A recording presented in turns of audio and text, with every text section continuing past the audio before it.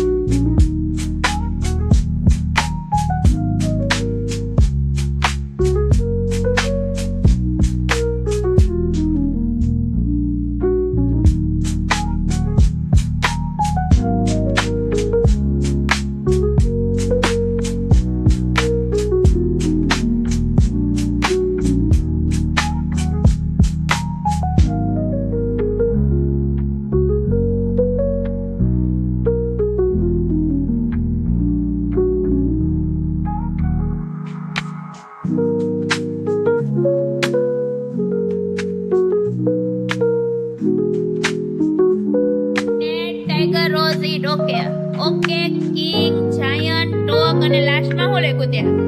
Cat dog. એ what this? ઈશાનો spelling. હા, ચાલો.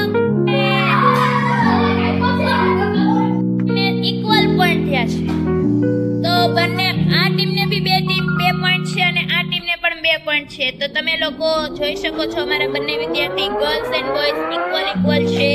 તો ચલો અમારી આ YouTube ચેનલને લાઈક કરો,